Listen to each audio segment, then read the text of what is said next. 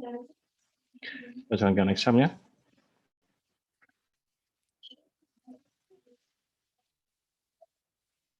Ya, kita start. Ini ya. Kemudian text editor, jalankan. Oke.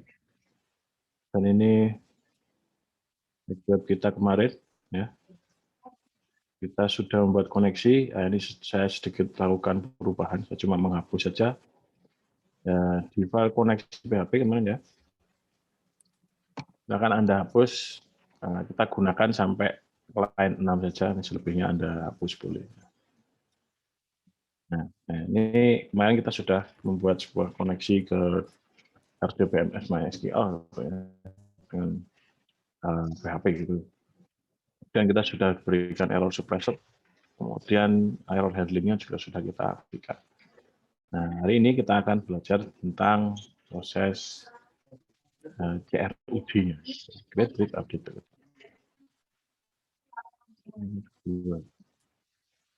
Oke, kita cek dulu di browser ya hasil kita kemarin. Nah, host, kemudian namanya adalah Web. Nah, ini ya, ini nama login. Kita kemarin punya koneksi ya. Ini tidak ada keterangannya karena sudah saya hapus ya. Oke, hari ini kita akan menampilkan ya, di rangkaian setelah kita membuat koneksi ya, rangkaiannya nanti. Nah, ini ada, kita sudah punya resource ke database. Nah, selanjutnya kita melakukan operasi yaitu CRUD. Ini adalah operasi inti daripada semua sistem, semua aplikasi yang berbasis yang menggunakan basis data. Gitu. Jadi, operasi intinya adalah CRUD ini. Di semua sistem informasi berbasis pemrograman apapun, intinya adalah CRUD ini. Jadi ini hal yang wajib kalian pahami, kalian mengerti, ini kalian juga harusnya bisa menerapkan. Oke, sebelum kita ke coding, kita lihat dulu. Kita kemarin sudah buat sebuah database ya di MySQL. Kita buka dulu localhost PHP MyAdmin.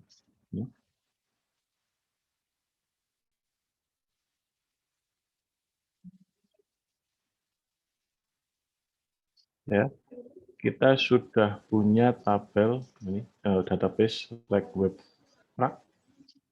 Ini di dalamnya ada satu tabel namanya tabel mahasiswa. Ya, kemudian di sini saya sudah isi beberapa. Ini ada yang duplikat, ini saya hapus. Ya, ini saya sudah punya 4 buah record data. Semacam ya kita etok-etok mahasiswa gitu ya. Ini ada 4 orang mahasiswa. Nah, kemudian hari ini kita akan menampilkan data ini ke dalam format HTML ya, dengan formatnya yang bagus karena kita sudah mendownload template ya dengan SPAdmin 2 dan kita akan menampilkan data ini menggunakan formatting dari Bootstrap gitu ya. Oke, langkah pertama yang kita lakukan adalah kita lihat dulu ya. Jadi kita melakukan pendekatan secara visual gitu ya. Jadi ini kebiasaan saya kalau saya mulai coding gitu ya, membuat mencari inspirasi lah istilahnya, mencari inspirasi tampilan web mau seperti apa. Saya akan lihat dulu browsing-browsing atau kalau sudah pernah di-download ya. Kalau di sini kita sudah memutuskan ini pakai template-nya si SPAdmin 2. Nah, kita lihat dulu apa saja yang kita punya di template itu. Yang dibuka template-nya SPAdmin 2. Nah, ini kita punya template-nya. Ini kemudian di sini ada contoh-contoh halaman. Nah, jika Anda lihat di sebelah kiri, di sidebar sebelah kiri, tabel tables. Ini ada tabel, kita di sini menggunakan plugin namanya data table. Beberapa nanti akan saya jelaskan. Jadi secara konsep ya semua aplikasi umumnya berbasis web ya. Jika ingin menampilkan data dalam tabel ini, kalau Anda lihat tabelnya di sini, ya di PHP Admin ini formatnya juga tabel di Excel. Kalau kita ingin menampilkan data seperti ini, semacam tabel ini ke aplikasi web, ya bentuknya juga tabel. Ya, ini sudah sangat umum untuk menampilkan data tabular gitu ya. Kemudian di sini nanti kita akan pakai template ini ya. Di ada sebelah kirinya ada sidebar ya menu, dan sebelah atasnya ada top bar, dan di sini ada nanti usernya siapa, ya. Dan ada menu-menu ketika klik. Ini. Kemudian intinya adalah tabel ini. Ya. Nah, tabel ini adalah sebuah tabel yang menerapkan atau mengimplementasikan plugin atau library yang namanya data tables. Ini namanya data tables. Ya, library adalah sebuah plugin JavaScript yang menambahkan fungsionalitas dari tabel HTML standar. Ya. Fungsionalitasnya seperti apa? Nah, di sini dengan minimal coding kita bisa menambahkan fungsionalitas seperti menampilkan jumlah record per tabel, ini bisa kita pilih 10, 25, kalau kita tadi 10 ya, 10 maka isinya yang ditampilkan di sini 10 record. Kalau kita ganti ke 25, nah dia akan otomatis pindah ke 25 record dalam satu halaman gitu. Sampai ada ini opsinya 100. Panjang scroll. Itu ya, itu satu. Dan fitur kedua adalah fitur search. Fitur pencarian. Nah, search-nya ini adalah search yang mengacu, pencarian yang mengacu pada multi kolom. Ya, tidak hanya sekedar search berdasarkan nama saja, atau search berdasarkan posisi, atau office, atau age, atau standard, atau salary, semuanya. Jadi kita bisa search berdasarkan semua data yang tampil di sini. Contohnya ya, contohkan di sini. Kalau saya mencari berdasarkan nama, ada Ashton. Nah, jika saya ketik huruf-hurufnya A, S, H, setiap kali saya masukkan sebuah karakter, dia akan mencari yang cocok dengan rangkaian karakter di semua field di sini. Nah, ini kebetulan ketemu di kolom nama Ashton. Kemudian angka gimana? Angka juga bisa. Kalau kita misalkan cari yang umurnya 38, biasa 38. Nah, akan mengeluarkan yang mengandung angka 38. Jadi bulan umur 8. Dan kemudian salary misalkan dolar 162. 62 itu juga. Ini adalah search multi column search. Itu fitur yang ini sangat berguna ya untuk memudahkan kita mencari data yang nah, kelola. Kemudian yang ini tabelnya sendiri, body tabelnya ini, kalau Anda perhatikan di kolom-kolomnya, di sebelah kanannya ada panah ya, ke atas dan ke bawah, di setiap kolom ada. Ini. Nah, ini adalah kita fitur order ya, ordering, pengurutan. Jadi plugin data label ini mensupport juga pengurutan per kolom. Misalkan di nama ini, name ini saya mau urutkan secara alfabet, gitu ya. Nah, bisa kita ubah mau dari A ke Z atau Z ke A. Gitu. Tinggal kita klik saja, maka dia akan merubah order dari urutan dari kolom ini. Dan itu pun berlaku di kolom-kolom yang lain, misalnya position. Saya mau urutkan secara alfabetikal, kita tinggal klik ya, di account, shift dengan alphabetical order, kita klik lagi, dia akan dari yang alfabet tertinggi atau Z. Nah, dan Office juga bisa, itu alphabetical. Age, kalau isinya angka, huruf, huruf angka, ya dia mengurutkan secara numerik gitu aja. Nah, kemudian tanggal dia sebutkan secara tanggalnya gitu ya, dari secara date and time gitu ya. Dan salary jelas juga dari gaji tertinggi ke rendah. Ini juga sorting multi kolom juga. Jadi setiap kolom bisa kita tempatkan sorting. Kemudian di bagian bawah menunjukkan berapa data dari total berapa record. Itu ya, ini tracking saja gitu. Apa sih jumlahnya gitu. Kemudian yang nggak kalah penting adalah fitur terakhir namanya pagination. Jadi membagi data-data dalam halaman-halaman. Jadi tidak terlalu banyak scroll ini, supaya tidak terlalu panjang, maka kita dibuat dalam halaman. Kita bisa menerapkan ini dengan sangat mudah. Dengan 3 baris kode saja sudah cukup. Nah, karena ini sudah diterapkan oleh si template-nya, si SPA.2, maka yang perlu kita lakukan adalah modifikasi template ini sesuai dengan kebutuhan kita. Nah, kita akan lakukan itu. Silakan ke text editor. Nah, di sini kita akan membuat halaman front end-nya dulu, ya, tampilannya dulu, ya, sesuai dengan template ini. Ya, akan Anda buat di React, ya, ini file. Misalnya kita namakan mahasiswa. Ya. Nah, sekarang file ini nanti kita bisa mengakses data-data mahasiswa yang ada di tabel mahasiswa. Ya. Kemudian karena kita akan menggunakan template, kita kopikan dulu template-nya.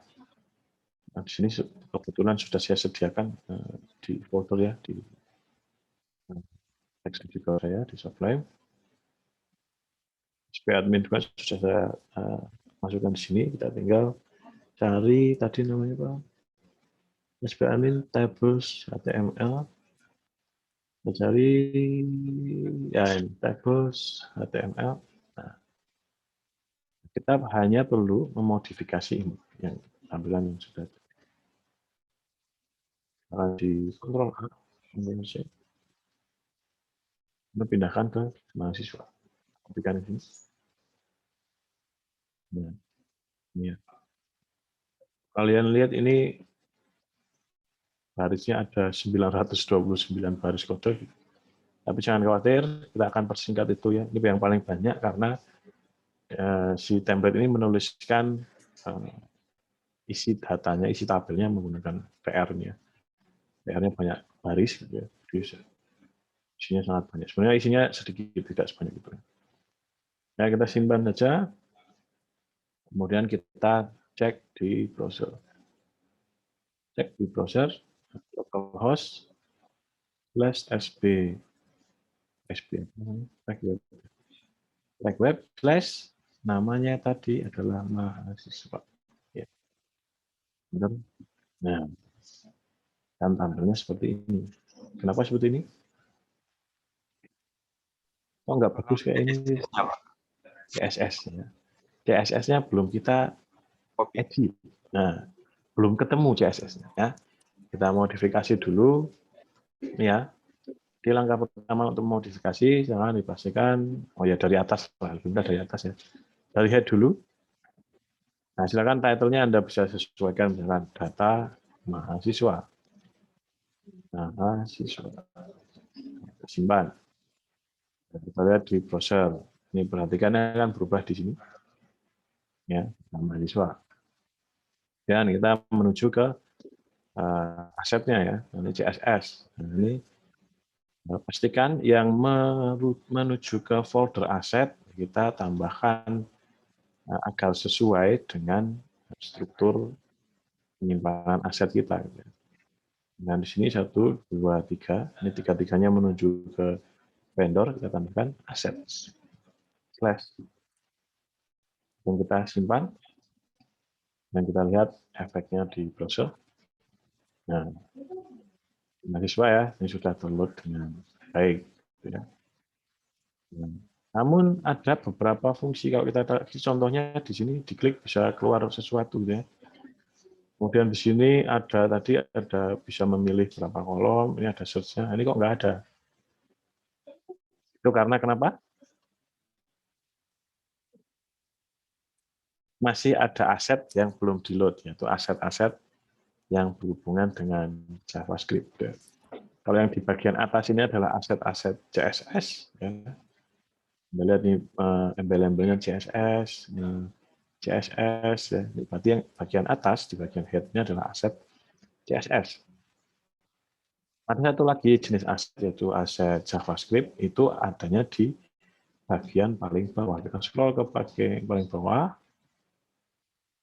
Nah, ini ada Bootstrap Core JavaScript, ya, dan CSS yang lain. Kalau Anda perhatikan ini ekstensinya JS, ini juga perlu kita arahkan ke folder aset kita. Nah, silakan dituliskan. Ini satu, dua, tiga, empat, lima, enam, tujuh. Nah, kita tambahkan assets. Next. Kita simpan dan kita cek hasilnya di browser. F5 refresh. Nah, ini ya, ini data tabelnya sudah keluar, search-nya juga sudah ada dan fungsi gitu ya. Sudah fungsi. Dan ini, seperti ini juga membutuhkan JavaScript ya. Ini bisa Anda lihat. Dan ada event dropdown. Nah, seperti ini juga membutuhkan JavaScript. Sama saja ini tadi. Ini walaupun gambarnya belum ada, tapi bisa kita klik, nah, memunculkan menunya yang ada di berkaitan dengan profil. Oke, template-nya sudah jalan, ini tinggal kita perbaiki sedikit-sedikit. Nah, kita mulai lagi dari atas lagi ya. Jadi itu, ini kalau cara saya saja, ya, kan kalau Anda mau memodifikasi template, Anda head dulu, sesuaikan di bagian head-nya. Ya, ini yang paling penting adalah asetnya. Asetnya disesuaikan. Dan kalau di head sudah, menuju ke footer ya, di bagian paling bawah sebelum tutupan body. Dari tutupan bodinya, di sebelum itu pasti ada body coding JavaScript. Anda sesuaikan juga asetnya. Dan setelah itu baru kita masuk ke dalam bodinya, ke kontennya gitu ya. Nah, ini kita perlu teliti di sini. Jadi dilihat satu persatu barisnya. Oh, ini menuju kemana sih? Yang paling mudah adalah kita memperhatikan dari tulisan yang putih-putih ini ya. Kalau Anda pakai subline kemudian pakai tema yang sama dengan saya, atau di VS Code juga ada. Untuk konten, ini kan namanya konten. Jadi ini teks yang ditampilkan di browser.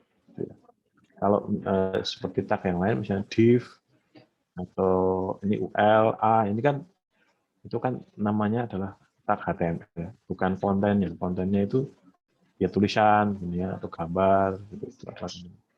Kalau di tema ini yang saya gunakan, kontennya itu hurufnya putih-putih. Nah, yang putih-putih ini yang kita ubah, kita sesuaikan dengan kebutuhan kita. Ya, misalkan ini ada SP admin 2. Ini kira-kira ya ini. Ini ada tulisan SP admin pangkat 2. Anda lihat di codingnya, SP admin sub itu ada tag untuk superscript ya, superscript atau pangkat. Kalau kita pengen mengubah ini, kita cari, ketikkan aja atau di Ctrl F, di search saja yang ini. Misalkan kita mengubah tabel, nah kita copy aja dan Ctrl F, cari apa paste, nanti akan ketemu kata-katanya itu. Nah, itu cara mudahnya. Di sini yang pertama sudah terlihat, kita misalkan ubah menjadi SIA MHS. Nah, ini jadi sistem informasi akademik HS misalkan, ya, namanya itu aplikasi. Nah itu, kemudian semua konten nanti juga ini ikuti ya, ini span dashboard ini. Kalau dashboard ini berarti ini tulisan dashboard. Nah kemudian ada satu lagi, kalau Anda lihat di sini ada ikon ya, ikon emot gitu ya, emoticon tawa. Apakah kita bisa mengubahnya? Bisa ya.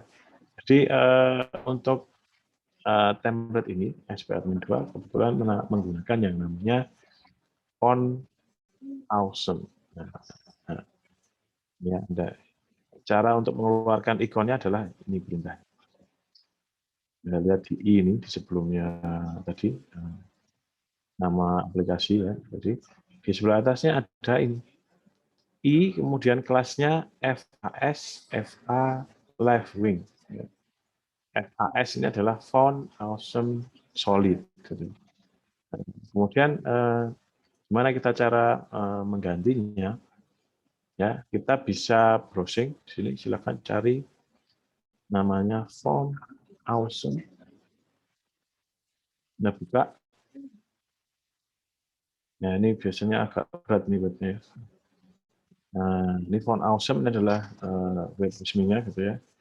Ada versi yang gratis dan ada yang versi berbayar. Kita gunakan yang gratis. Nah, kemudian untuk melihat ikonnya apa saja yang disediakan oleh Font Awesome, kita bisa lihat di icons. Ya, di sini ada 7.865. Ini semua ikon termasuk yang berbayar. Yang gratis mana? Kita klik yang free.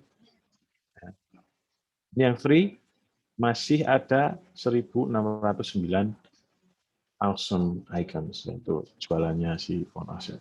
Jadi free-nya saja sudah cukup banyak ya. Kalau Anda lihat ini, Anda bisa lihat-lihat semua ikon yang free ini bisa Anda gunakan bebas. Jadi tempatkan di aplikasi Anda. Oke, nanti Anda bisa bereksperimen ya dengan itu. Oke, kemudian saya akan cobakan satu di sini, akan mengganti ikonnya ini. Sistem informasi akademik kok ikonnya emotnya orang ketawa, gitu kayaknya nggak pas gitu ya. Kita cari misalkan di sini cari apa ya? Bisa di search ya di sini. Misalkan mahasiswa itu kan pelajar ya, kita coba student. Nah, ini ada gambar ini ya, topi wisuda, sama ada orangnya. Kita mau pilih yang mana?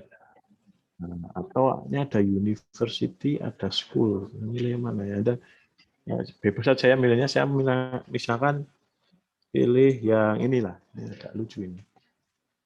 Saya klik kanan, ya, open a new tab. Ini ikonnya school. Ya, sebentar, ini agak berat webnya.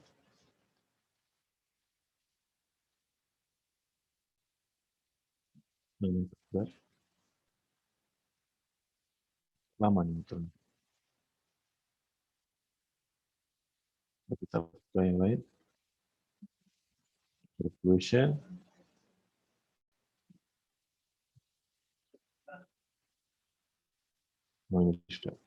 Ya, kalau sudah terbuka, cara pakainya gimana? Tinggal Anda copy ini, ya. Ini ada yang cetak I ini, Anda klik, arahkan pointer, Anda klik saja, HTML-nya sudah tercopy. Nah, kemudian Anda paste-kan di codingan Anda. Ya, saya letakkan di sini misalkan di tempat ini tadi, paste-kan di sini, kemudian saya hapus tadi yang left wing.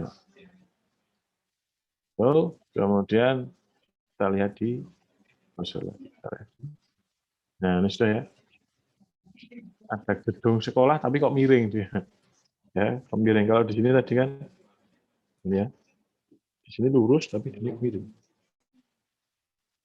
Ya, kita bisa sesuaikan. Nah, ini yang membuat miring adalah ini.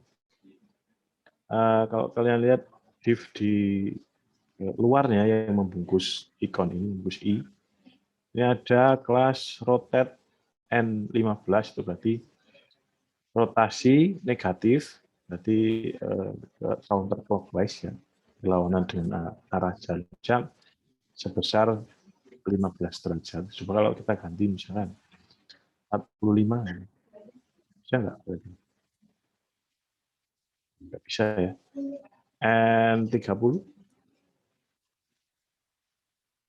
atau ini function dari ini ya? Oh, nggak bisa. Ini adalah kelas buatannya si SB admin. Bisa hapus saja. Ini ya. Dan ini kelasnya rotate yang tadi Anda hapus saja. Nah, dan ini gambarnya sudah benar. Ya. Ikonnya sudah jadi ikon sekolah.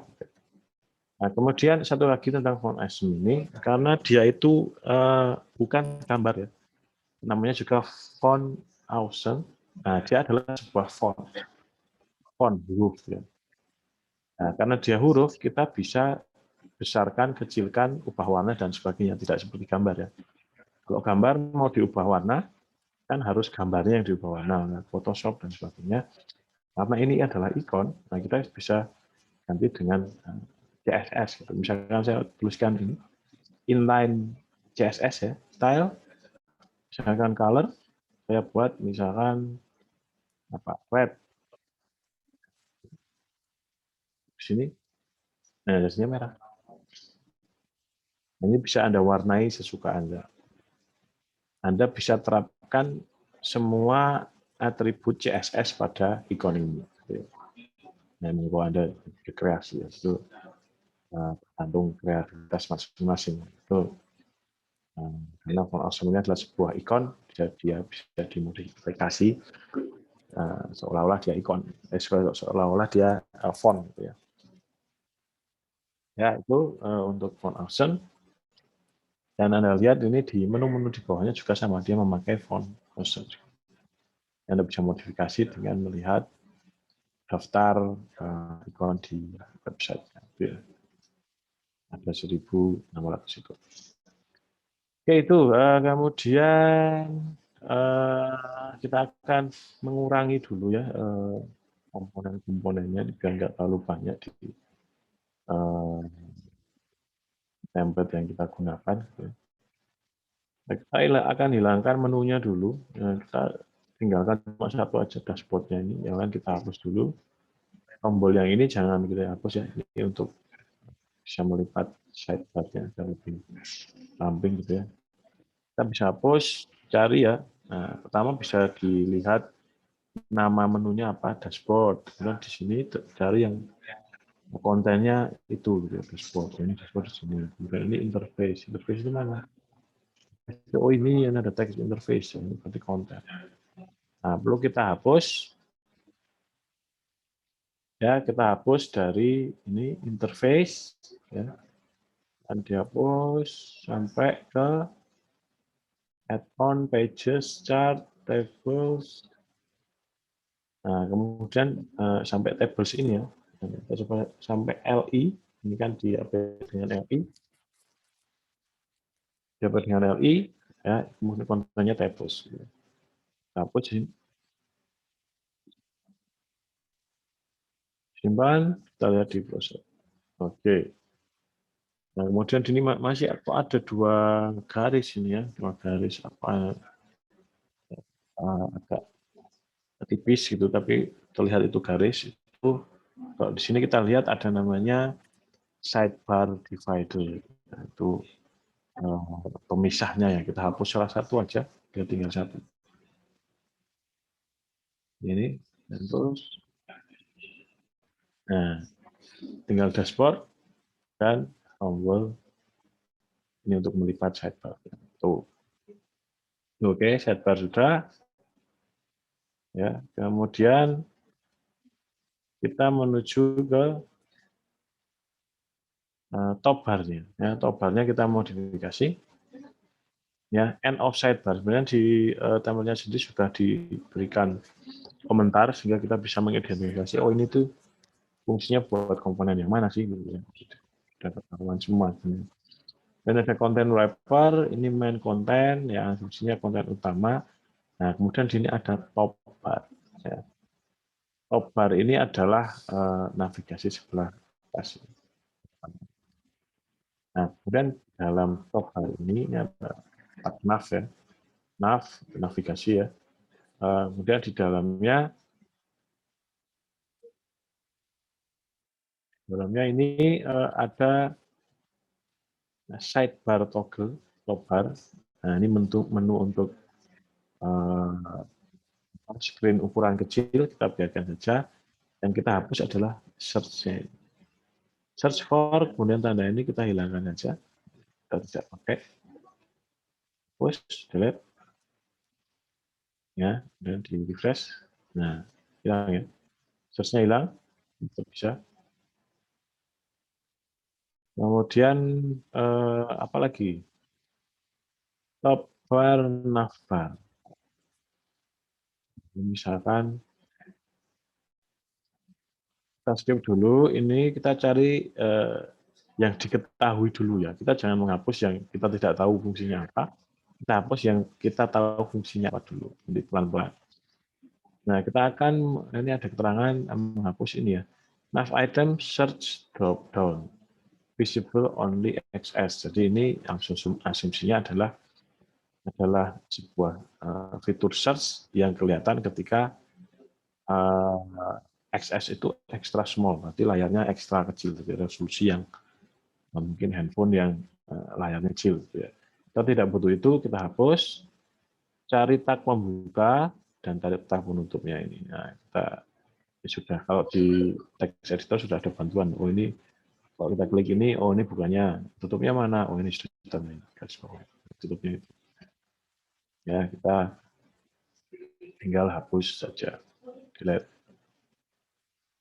Nah, kita simpan. Ini tidak tampil ya, karena ini tampilnya di XS ya, small. Kita hapus saja. Kemudian di sini ada tulisan nav item alerts. Plus itu kira-kira adalah tanda notifikasi ya, bell. Ini kira-kira tanda bell ini kita identifikasi dulu. Di bawahnya ada ahref, kemudian drop down, kemudian ada i. Nah ini tadi FAS tadi on awesome isinya apa? FA bell. FA bell itu apa ya? Kayak bell kayaknya bell gitu ya. Kalau kita hapus gimana? Nah, kita coba aja. Kita cari tag pembukanya. Penutupnya di mana ini? Penutupnya di mana? Kok nggak ada nih penutupnya? Kalau penutupnya terlalu jauh di bawah, di sini kan tidak kelihatan. Langkah alternatifnya kita bisa lipat kodenya. Ini LI ya. Kalau kita dekatkan ke angka di sini, kita bisa lipat. Nah, dia akan langsung melipat kodenya sampai ke tutup pantaknya. Kita bisa hapus.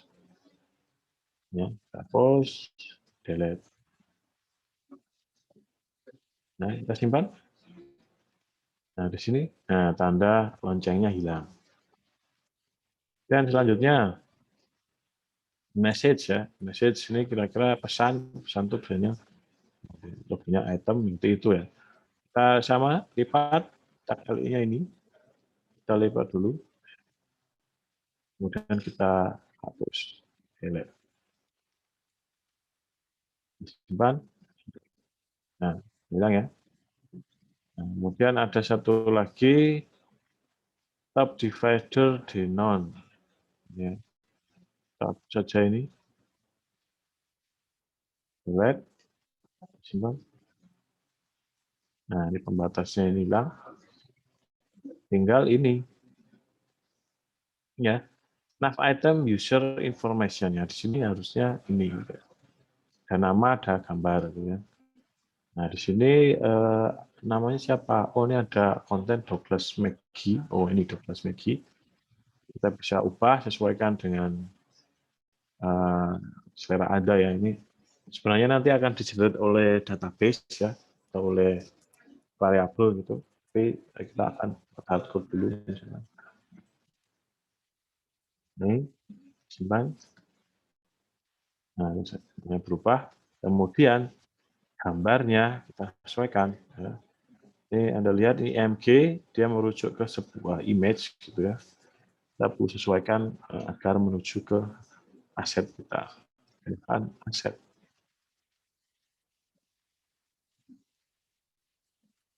Kita refresh. Nah, gambarnya sudah keluar.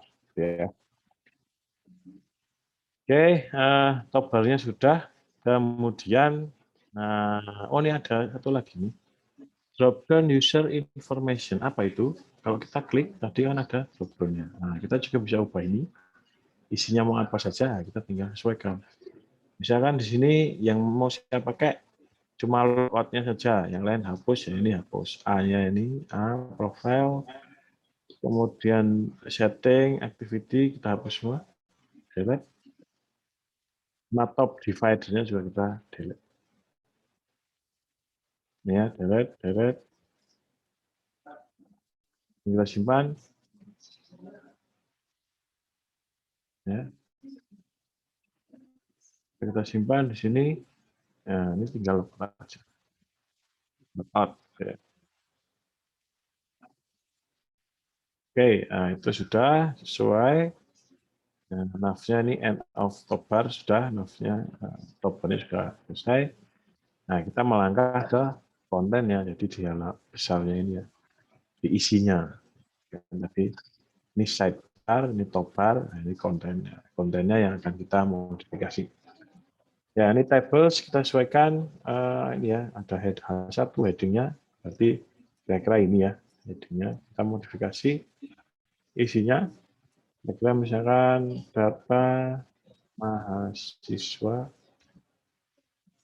Universitas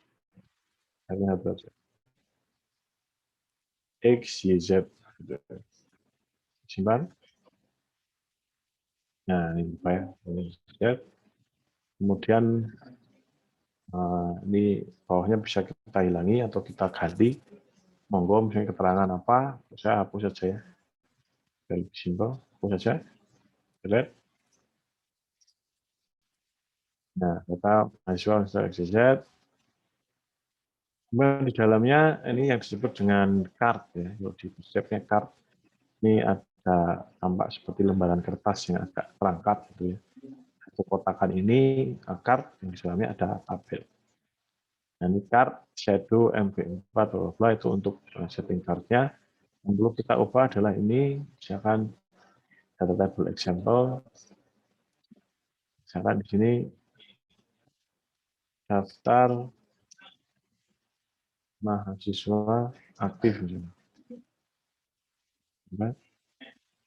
Nah, sudah berubah. Nah, kemudian ini ada card body, table responses, akan Anda baca-baca boleh, tapi intinya adalah di tabelnya. Nah, ini table. Ya, kemudian kalau Anda lihat di sini ada T-head. T-head ini menjadi nama kolomnya, name, fish, age, subject, salary. Nah, kita sesuaikan dengan data yang akan kita tampilkan. Dan nama judul kolomnya itu kita lihat di table kita, database ya. Di sini ada nama, jurusan, alamat, nomor. Nah, kita sesuaikan isinya. Ini name ya, kita ganti nama. Kemudian apa tadi? Jurusan, alamat, nomor telepon. Ini jurusan, alamat, ini nomor telepon.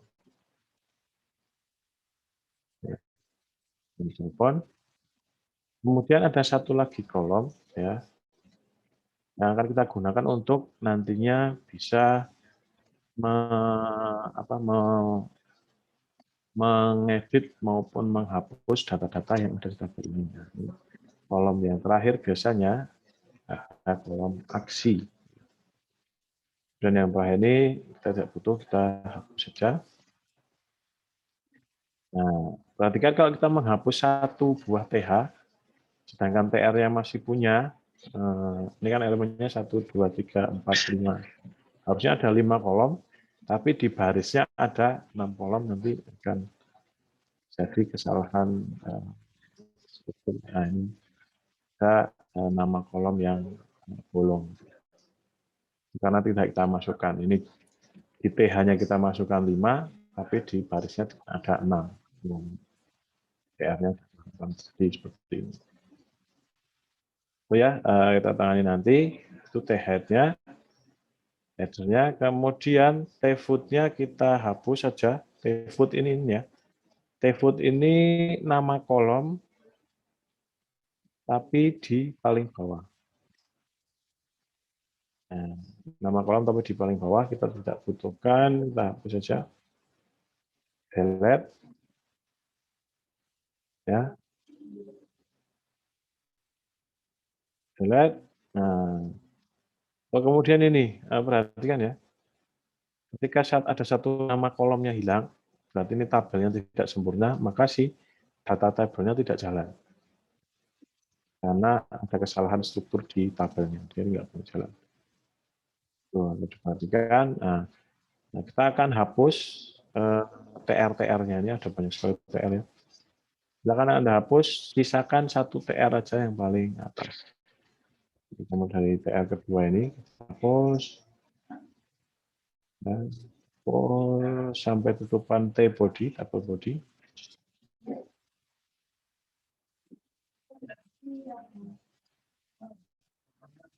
Nah, sekali ya. Sampai TR yang paling akhir kita hapus. Yang paling banyak adalah TR-nya ya. Kita menghapus beberapa baris. Kita simpan, kemudian hilangkan satu TD-nya agar kolomnya sama 5.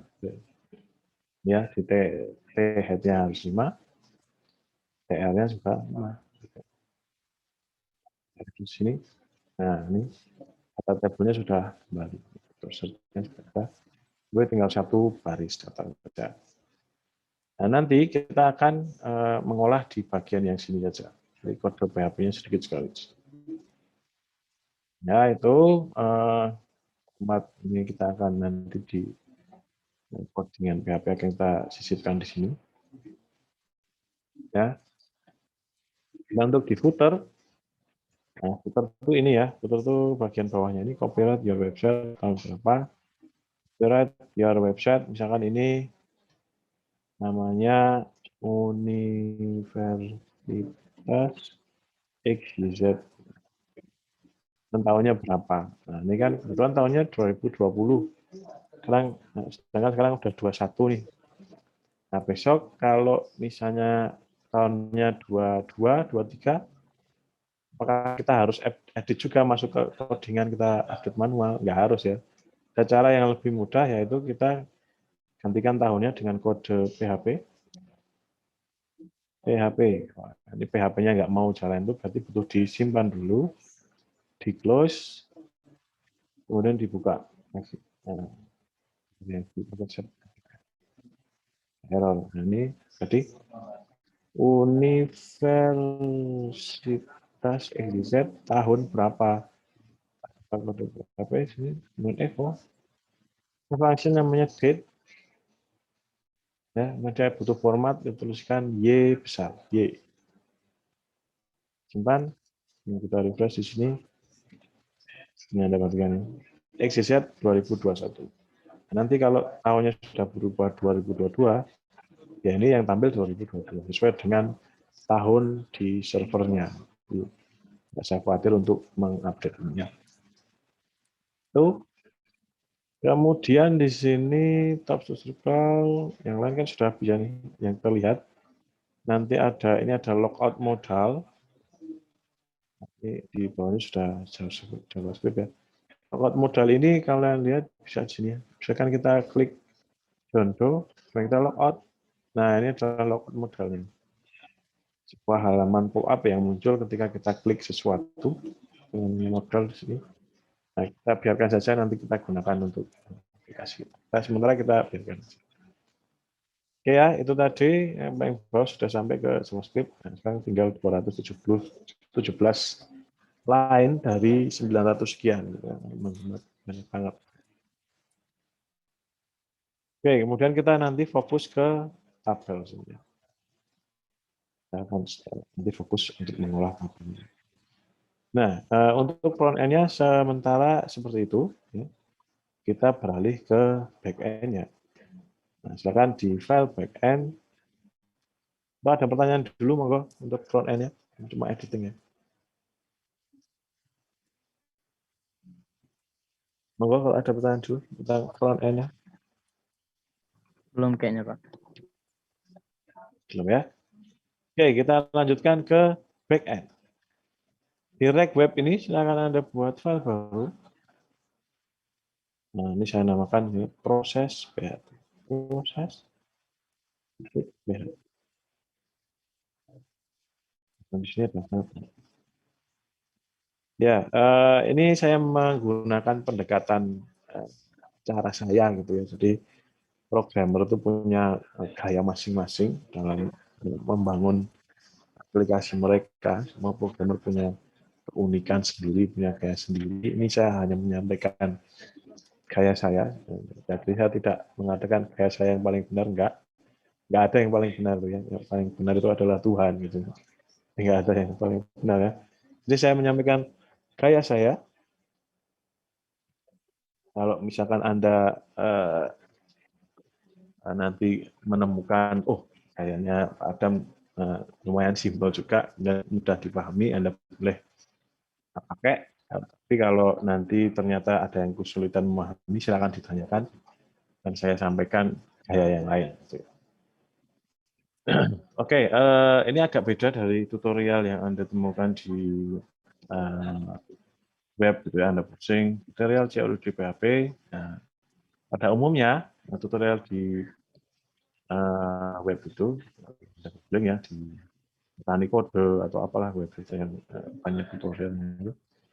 Kalau Anda cari CRUD, biasanya ya ini saya beri contoh ya, biasanya di halaman ini, di halaman front end-nya ini, ya, misalkan kita membuat sebuah form tambah data. Nanti kan di sini di HTML-nya ada form, kemudian di file pemrosesannya ada sendiri, proses tambah data PHP. Ya. Itu satu pasang. Ya. Jadi ada file form dan file pemrosesan. Jadi untuk satu proses ada dua file. Kemudian nanti file edit data. Ya. Edit data. Edit data nanti juga gitu, ada form sendiri, ada file proses edit data. Jadi sudah ada 4 file, ya, 2 pasang. Kemudian delete juga gitu, ada 6 pasang. Kemudian ada 3 pasang maksudnya. Kemudian satu lagi adalah untuk yang menampilkan ini tadi. Ini biasanya nanti ditampilkan query-nya dimasukkan di sini, select bintang bla bla bla. Dan nanti ada beberapa file, ada beberapa line PHP lah di sini. Cukup banyak. Nanti saya akan berikan cuma sedikit saja line status PHP. Nah, yang konvensional seperti itu, saya mencoba teknik yang sedikit berbeda pendekatan. Jadi halaman kalau yang mau dibuat ini untuk mengubah data dari database ke itu Pak. Yang mau dibuat ini. Yang maksudnya gimana? Proses ini untuk pemindahan data dari SAM MySQL ke desain itu Pak. Apa? Iya benar. Oh. Ya. Biasanya kalau orang satu paket kan ada kayak update, delete untuk memasukkan dari datanya dari user gitu kan Pak biasanya. Iya betul. Nah ini kita membuat itu. Nah, tapi pendekatan saya, kalau saya sampaikan tadi, ada banyak file, gitu ya istilahnya. Saya akan mencoba mengurangi jumlah filenya. Jadi pemrosesannya cuma di satu ini saja. Baik itu. Jadi lebih singkat.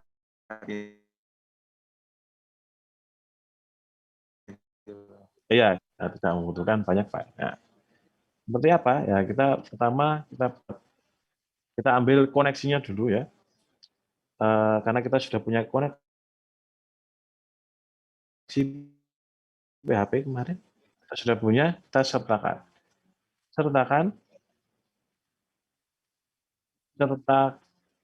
file koneksi. Nah, ini bisa kita menggunakan recurrence. namanya koneksi dot ya koneksi.php. Setelah kita lakukan seperti ini, kita bisa mengakses variabel resource DB-nya ini. DB-nya bisa kita akses di proses. Nah, kemudian di sini mekanisme root dalam satu file. Ya, ini saya mulai dari sini. Di sini saya menggunakan teknik switch, ya, switch. Ya, sudah tahu ya switch ya, temannya if else gitu. Nah, di algoritma sudah dapat. Switch ini mengevaluasi sebuah nilai, kemudian dia bandingkan dengan blok case di dalam switch ini. Ya. Nanti ceritanya seperti ini. Dalam blok switch ini nanti ada case namanya create, untuk create data. Kemudian ada case update. Dan kemudian ada satu lagi case delete. Dan satu lagi default. Ini fungsinya buat apa saja, sesuai dengan namanya sebenarnya. Nah, saya berikan komentar di sini. Untuk case create digunakan blok ini digunakan untuk proses create data. Untuk blok ini ya, create. Kemudian blok update ya tentu saja untuk update data. Update atau edit data. Sama ya, lihat saja. Kemudian ini untuk delete atau hapus. Nah, dan masih ada satu lagi nih, default. Default ini kita gunakan untuk read atau membaca data. Nah, ini create tadi tambah ya.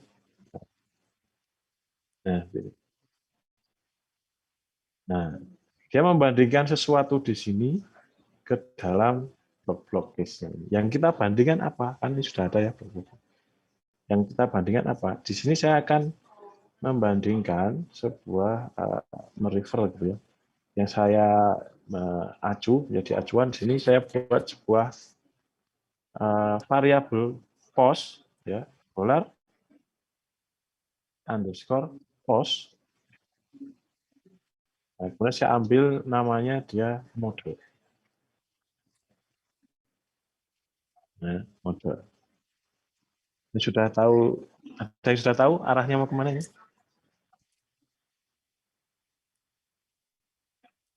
Sampai di sini dulu. Ada yang tahu arahnya mau kemana?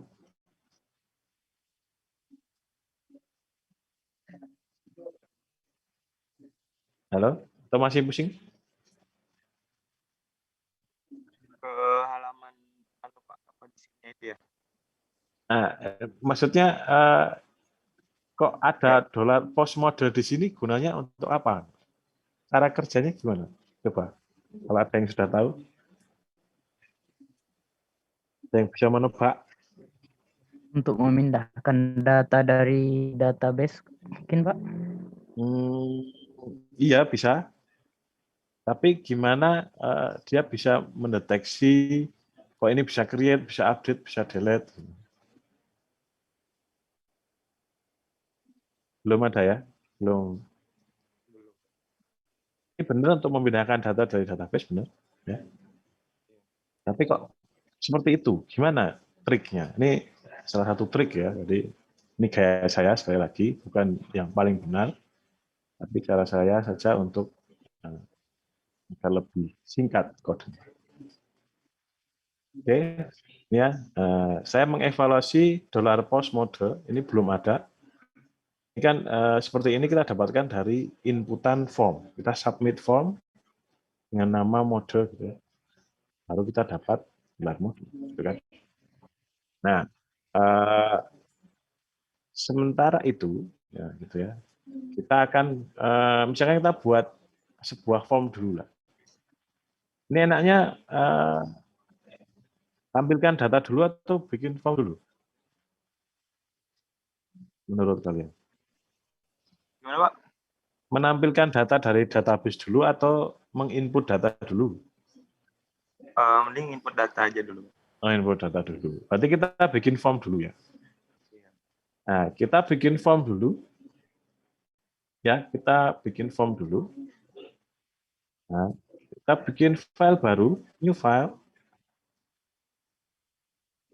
Ya, misalkan tambah titik PHP.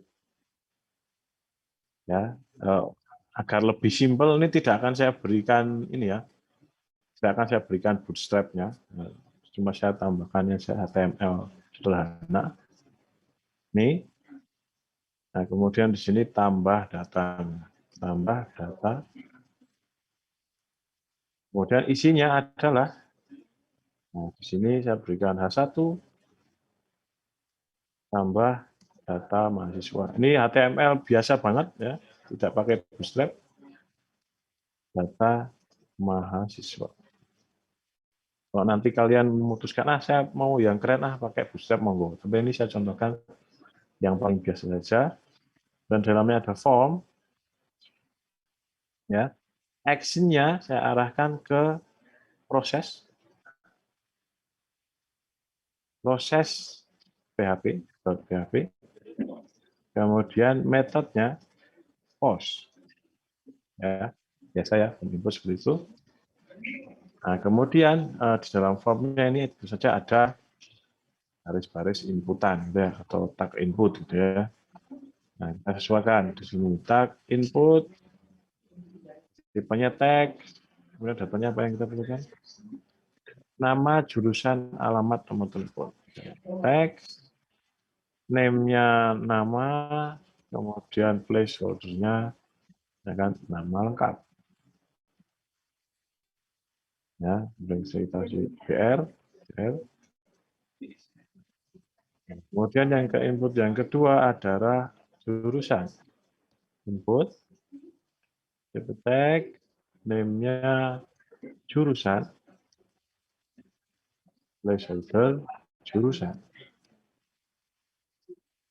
Dan BL, input, alamat ya, tipe teks, name, alamat, placeholder, alamat, alamat ya. Kemudian yang terakhir BL, ada input, tag, name. Kita sesuaikan namanya dengan nama kolom database agak lebih mudah. Nomor telepon, placeholder, nomor telepon. Dan satu lagi BL. Terakhir adalah button. Jangan lupa tipenya submit. Nah, misalkan ini tambah data. Ini ya, ini formnya, form biasa banget. Kalau kita lihat di sini, kita tembak langsung ya. Data mahasiswa ini tambah titik PHP.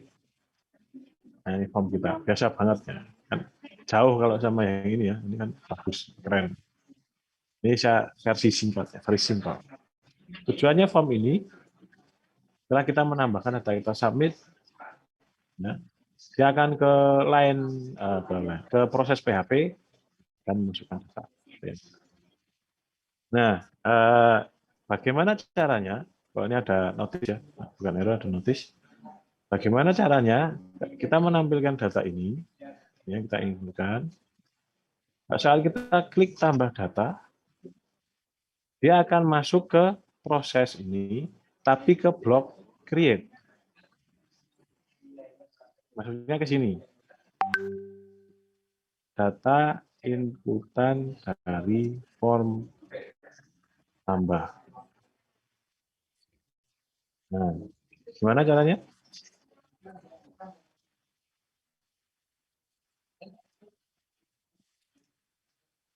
Ya, gimana? Ada yang tahu caranya?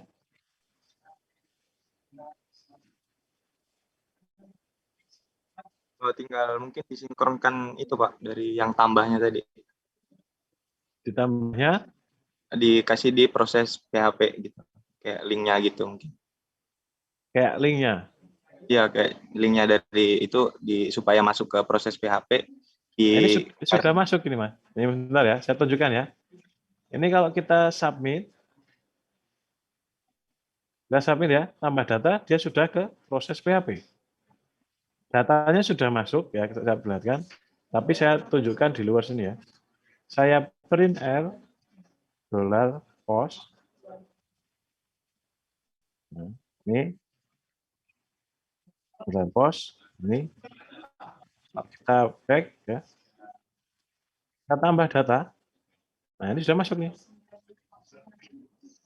Datanya sudah masuk ke proses PHP, tapi tidak di dalam blok create ini. Nah, yang saya minta adalah ini kan print R-nya di luar ya, di luar switch ya. Nah, gimana caranya agar post-nya ini keluarnya di sini? Nah, misalkan, nah ini saya echo data masuk ke blok create.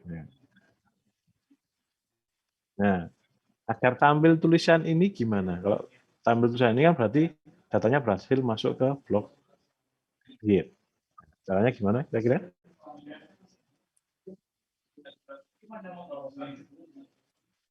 Ya, ini ketika ditambah masuk nanti tampilnya data masuk ke blok create.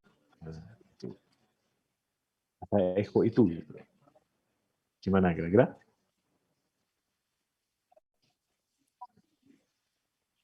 Perhatikan ini ya.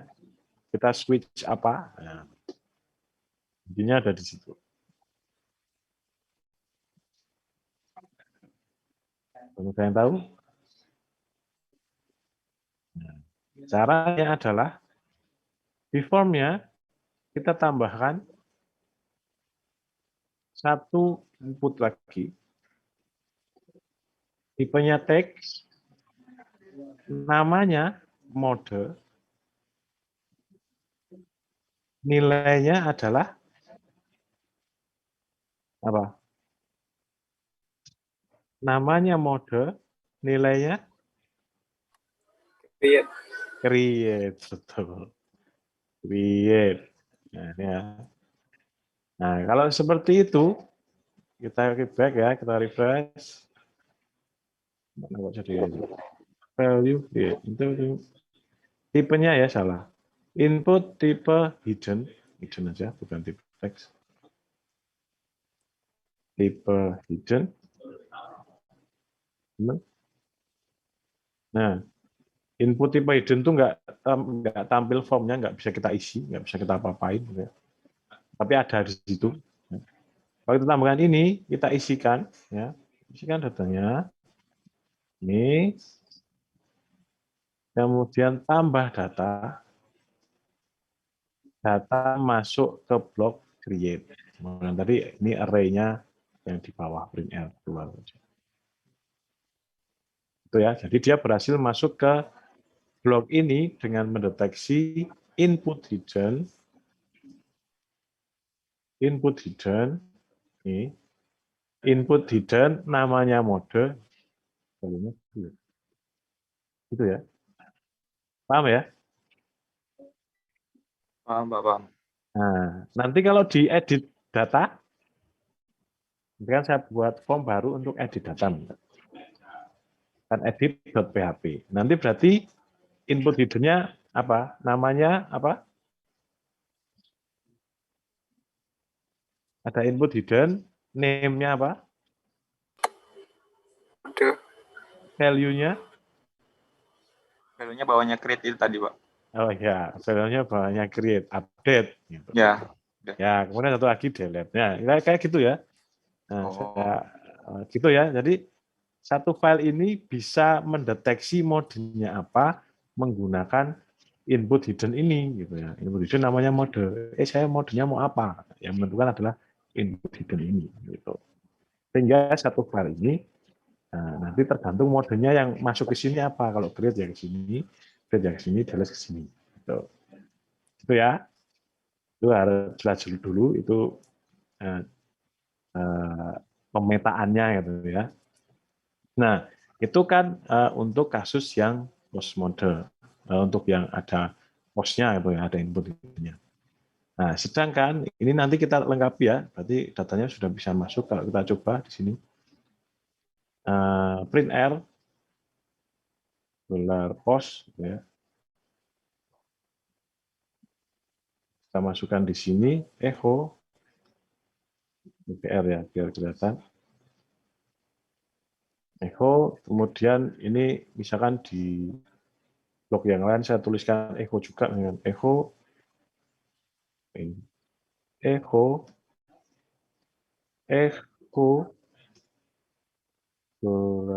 ini blok update. Ini ya. Nah, kalau kita coba di sini, update dulu. Masukkan data, tambah. Kita masuk ke blok create ya, jelas. Dan datanya masuk ke sana. Oke, nanti kita tinggal mengolah dan memasukkan dalam query dan kita eksekusi. Gitu ya, sudah. Nah, nanti urutannya seperti itu. Tapi masih ada satu yang belum ada. Nah, ini blok default. Ya. Nanti datanya sudah masuk ke sini, nanti tinggal kita masukkan query. Tapi yang belum ada ini kan ada blok default. Default ini saya berikan keterangan untuk membaca data. Nah, kenapa saya berikan di sini? Ya. Nah, ini adalah nanti isinya untuk membaca data ke database ya. Jadi yang pertama adalah query. Masukkan query dulu. Ini saya lanjutkan create-nya nanti ya. Kita membaca data dulu. $SQL. Nah, saya biasa ya. Jadi setelah kita punya koneksi, kita buat query. SQL di sini select bintang from TBL mahasiswa. Nah, itu query-nya. Kemudian eksekusi.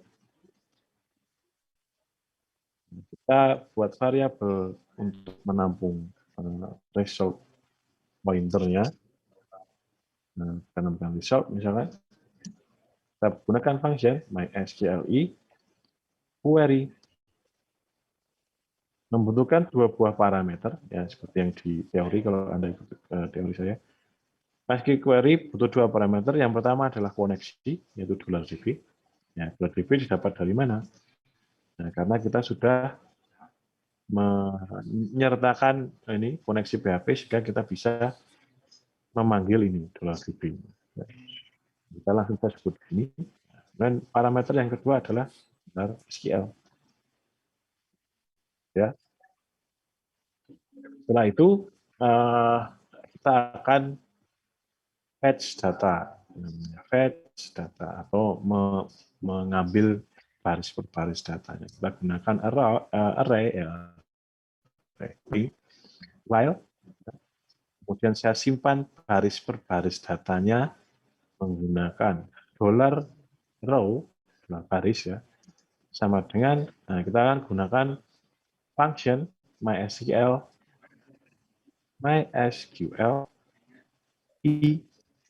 fetch masuk.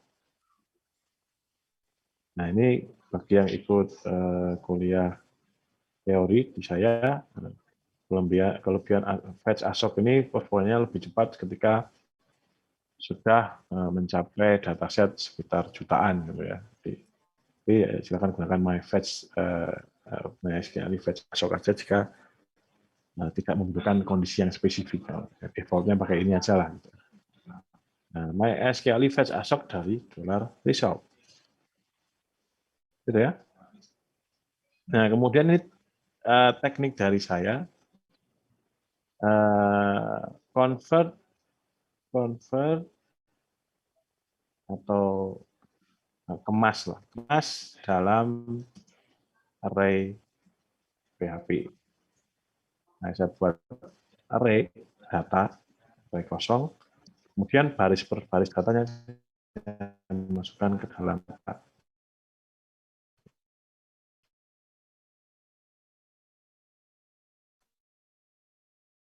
Ya, dan kita eksekusi, kita fetch datanya, dan ini teknik saya saja, baris per baris datanya saya masukkan ke dolar data. Sehingga kalau kita di sini print R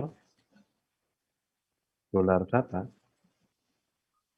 yang jelas sebuah array tadi ya, array yang ada ini, bisa format dulu biar terlihat. Kita format menggunakan pre-formatted ya, itu tag HTML untuk menuliskan script format. Ya. Nah, kemudian kita delete ya, delete.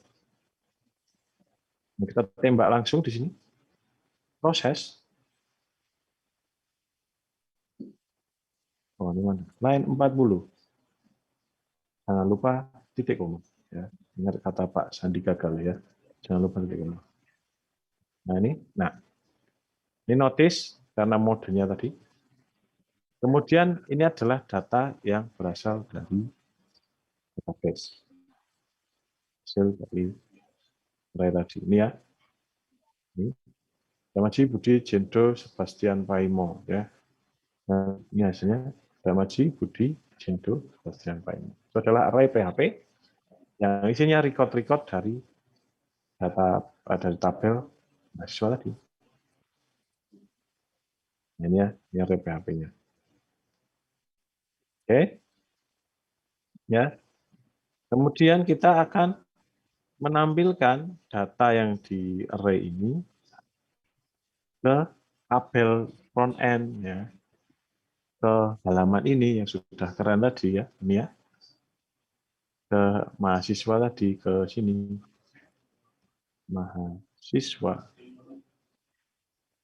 Nah, kita tampilkan di sini data itu tadi ya.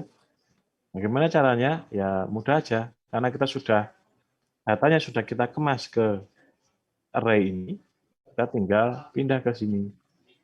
Ya, kita sepenuhnya di sini ya. T2D di sini pertama kita require dulu. Require once, nama filenya adalah proses PHP. Nah, kemudian kita looping. Kalau kita sudah sertakan ini, kita bisa mengakses variabelnya yang ada di sini, yaitu dolar data. Ya. Dolar data di sini. Kita gunakan untuk looping. Ya, looping, ingat ya kemarin pelajaran pengenalan PHP, looping untuk array ada looping khususnya namanya for each. Nah, for each, variabelnya apa? Dolar data. Kita ambilnya dari proses tadi. Kemudian S baris, baris data maksudnya. Ini bukaan for each-nya, ini tutupannya. Tutupannya kita geser. Nah, sehingga dia looping, yang di looping adalah TR-nya ini, TR-nya, ya, TR-nya. Ini TR. Kemudian di dalamnya baru kita sisipkan kode PHP sedikit, echo dolar baris. Nah, kemudian kita sebutkan kolom yang akan ditampilkan, nama. Kemudian di sini echo dolar baris, apa ini? Apa ini?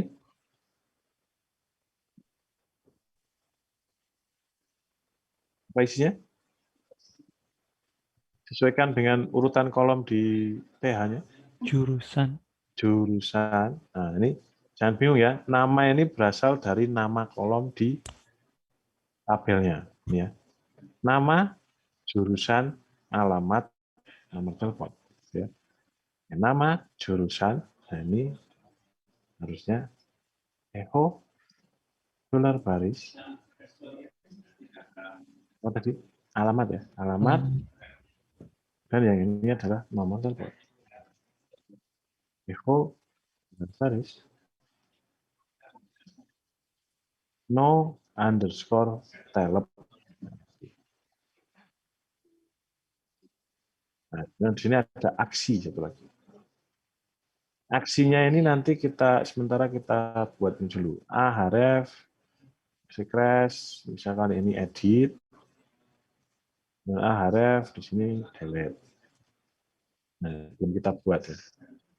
Kita simpan dulu. Ini kita lihat di browser. Kita refresh. Nah, ini ada notice. Tapi datanya sudah masuk ke sini. Damaji, Budi, Jendo, Sebastian, Paina. Tuh, kemudian ada edit, delete. Ini belum bisa berfungsi ya, belum kita isi. Nah, Berarti ini nggak usah pakai data SQL gitu ya Pak, di foldernya gitu. Data SQL maksudnya? Maksudnya kan biasanya kan ada yang buat kayak file SQL-nya gitu. File Di dalam kayak RUD gitu biasanya. File query. Query Ya. maksudnya? Query-nya ada di sini tadi, Mas? Diproses. Iya, dia udah nyatu di situ. Kan Iya, biasanya betul. ada kayak data.sql gitu. Oh, itu file dump-nya, Mas. Itu dump-dumpan itu file yang kita ekspor dari dari localhost gitu ya. dari PHP MyAdmin kita ekspor jadinya file SQL. Ini kan database-nya sudah ada. Nah, tinggal kita query-kan ke sini. Ya. Nih, query-nya di sini. Ya, ini query-nya ini sudah saya beri komentar query SQL-nya ini select bintang promptan mahasiswa. Ya, dengan eksekusi batch data. Nah, kemudian dari sisi front end, nah kita sertakan, kita ambil datanya. Ya. Nah, kemudian kenapa di sini ada notice ya? Ini tampilannya. Notice undefined index mode in line 6. Karena ketika kita akses halaman ini,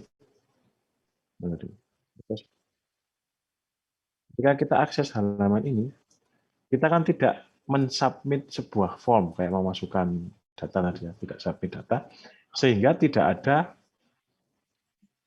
$post dengan indeks mode, nggak ada. Nah, makanya dia tidak error tapi notice. Nah, kemudian di prosesnya karena di sini posisinya tidak ada, dia membandingkan sesuatu yang nggak ada, maka ini nggak ada nih yang cocok nih dengan block base-nya, maka dia lari ke default.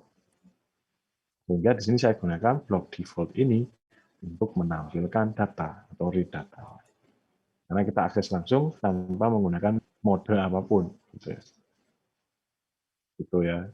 Kemudian untuk mengakali ini, ya, notice ini, kita kan kemarin sudah belajar tentang error suppressor. Kita belajar add. Banyak. Kita press. Sudah. Oke ya. Itu ini untuk menampilkan data. Kemudian kita tambahkan sedikit untuk menambahkan data ya, gitu, mengarahkan ke halaman tambah gitu ya. Ini silakan ditambahkan di tabelnya. Ini di sini mungkin ini di dalam body ya. Saya tambahkan href gitu, arahkan ke tambah.php. Ya, di sini tambah data. Ya. Refresh. Ini tambah data. Kalau mau pengen lebih keren, silakan tambahkan ya. Bisa diberikan kelas btn primary. Simpan. Nah, jadi sebuah tombol ya. Kemudian tambahkan margin bottom misalkan 3 MB. Nah, ini adalah kelas-kelas yang di Bootstrap ya. Anda tidak perlu menghafalkan. Anda tinggal lihat di dokumentasi Bootstrap-nya. Saya bisa seperti ini karena ya terbiasa memakai. Nanti lama-lama terbiasa sih. Kalau ini kayaknya apa sih? Bikin tombol gimana caranya? Kalau sudah terbiasa nanti Anda ya akan ya kayak saya gitu ya.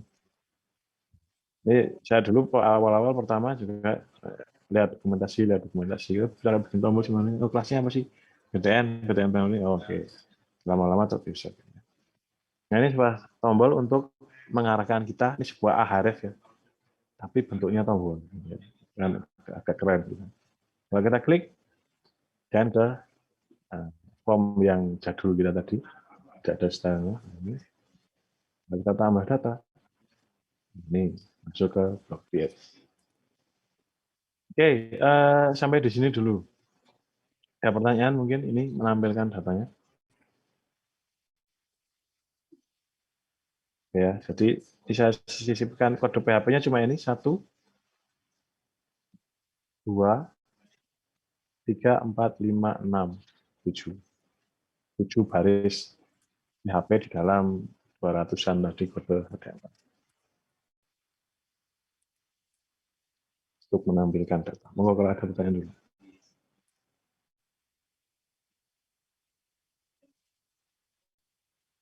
Masih bingung ini kayaknya. Halo? Skripnya aja sih, Pak. Skripnya ya. Bingung, Tapi ya. oh iya. Skripnya kan yang penting konsepnya paham dulu. Skripnya Anda bisa pelajari, nanti akan saya share ini skripnya, Anda bisa baca-baca, sudah saya berikan komentar.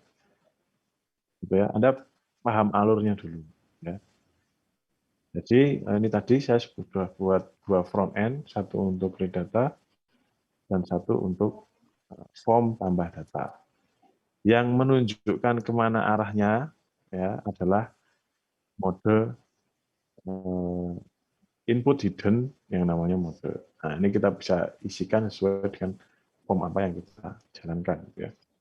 Kalau formnya value-nya create, ya menuju proses blok create. Kalau menu hidden-nya namanya value-nya update, menuju update, delete. Kalau tidak ada, nah, berarti asumsinya adalah itu menu untuk read data. Jadi ini bisa dipanggil langsung di mahasiswa ini sebagai read datanya. Ya. Kalau codingannya nanti saya share, Anda bisa pelajari, sudah saya berikan komentarnya. Oke, gitu ya. Nah, kita akan beralih ke create data. Kita selesaikan di sini. Mode create nama, jurusan ini berarti data dari form sudah berhasil sampai ke blok ini. Nah, kemudian kita siapkan dulu. Nah, siapa ya? Persiapkan data dari form input, form tambah data. Ya. Kita siapkan dulu variabelnya ada 4 inputan. Ya. Nama, jurusan, alamat, teman-teman. Nama, jadi ini $post, nama, ya. Kemudian jurusan, alamatnya $_post, jurusan. Kemudian alamat, $alamat, sama dengan $post, alamat. Kemudian satu lagi, nomor telepon. Notab, ini samakan saja dengan nama kolomnya di database untuk lebih mudah, ya nggak salah. Gitu. Nomor telepon.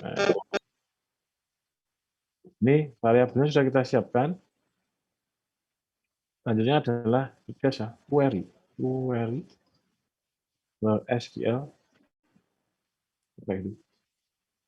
SQL sama dengan ingat ya, ini untuk create data.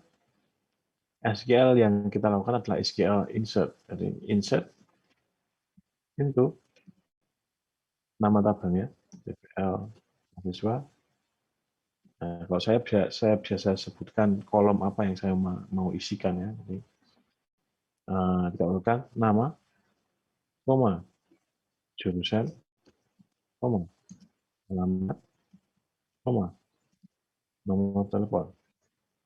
Nah, kemudian spasi, values, values, tulisannya values, tapi banyak values, ya. Ada single quote, ini nah kita masukkan variabel yang sudah kita siapkan tadi. Nama. Nah, ingat ya dalam single quote karena ini string karakter gitu ya, di sini. Dolar, jurusan, kemudian dolar, alamat, kemudian dolar, apa? Jangan lupa titik koma. Seperti kata Pak Sandika kali ya. Kemudian setelah kita query-nya siapkan, selanjutnya adalah eksekusi. Eksekusi query. Kita simpan hasilnya, gitu ya. Atau karena kalau query insert ini mengembalikan true dan false gitu ya. Jadi true dan false saja, tidak mengembalikan data seperti select. Ini kita bisa langsung satukan ya eksekusi query dan cek status query apakah sukses atau tidak, ya. Sukses atau tidak. Nah, kita langsung bisa if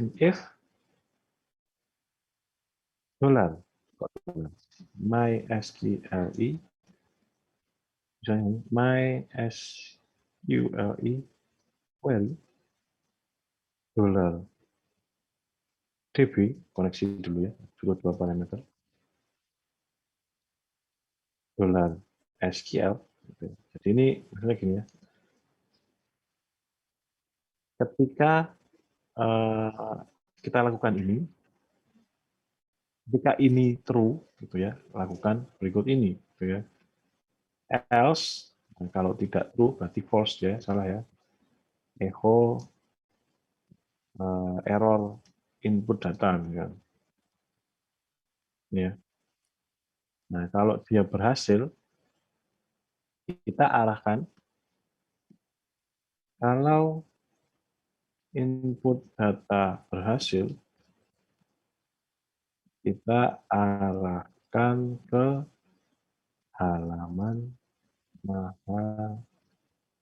daftar mahasiswa. Ini. Nah, kita namanya ada function header. Kemudian ini function bawaan PHP untuk mengarahkan ke sebuah file atau halaman tertentu yang location. Titik 2, nah ini tulisannya itu ya, string location. Kemudian nama filenya apa? Mahasiswa. PHP. Kalau benar kita arahkan ke sini, kalau error, echo error enter. Ya. Simpan. Kita rapikan dulu lah biar rapi ya.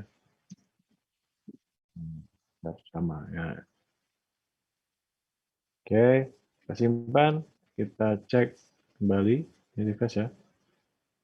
Ini sebenarnya ini halaman front end ya, jadi tidak usah kita refresh, tidak apa-apa. Jadi pemrosesan kan semua ada di proses PHP.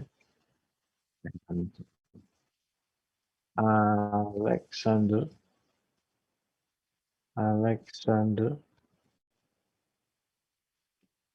misalnya Ngatijo, ya. Jurusan teknik perkapalan. Nggak ada ya di UT ya perkapalan. Perkapalan ya. Alamat di sini Gunung Kidul. Nomor telepon 0 ini oke. Tambah data. Nah, dia akan masuk kembali ke daftar mahasiswa. Ya. Kemudian Anda lihat di sini Alexander Ngatijo, teknik perkapalan, begitu. mencapai sekian. Tetapi tambah data kita sudah berhasil dengan script. Ya, monggo kalau ada pertanyaan dulu.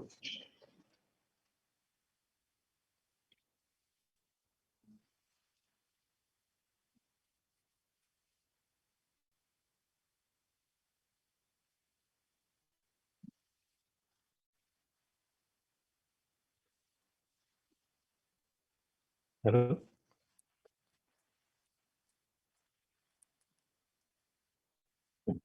Halo? Gimana Pak? Halo. Ya, gimana? Pak. Monggo kalau ada pertanyaan.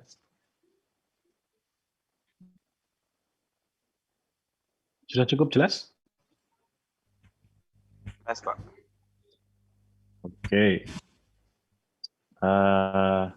Kalau sudah cukup jelas, ini nanti 2 blog case ini untuk tugas kalian nanti akan saya posting di Classroom melengkapi ini ya, atau boleh Anda buat dengan gaya Anda sendiri misalkan. Ini kan kekurangannya belum ada update dan delete data. Misalkan Anda nanti memutuskan untuk saya cari tutorial di internet gitu ya, ada update dan delete-nya, monggo silakan. Tidak salah. Kemudian nanti saya posting ya. Mas Alfian, ada di sini?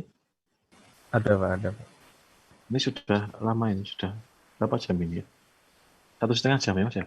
Udah, 1,5 jam. Ya, biasanya saya jalannya 1 jam, sudah 1,5 jam.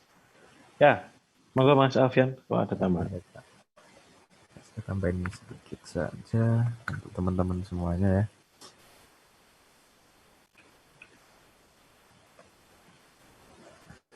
Nah, ini kelihatan nggak share screen saya? Kelihatan Mas. Oke. Jadi kalau kalian PHP-nya itu masih ada yang bingung terkait dengan mode kayak gitu yang dipakai Pak Adam, itu sebenarnya style aja sama kayak yang Pak Adit. Mungkin dari kalian ada yang udah coba CRUD, cuman caranya sendiri-sendiri gitu, dibikin dipisah gitu. Tadi kayak ada yang pakai pemahaman kayak gitu, cuman nggak apa-apa.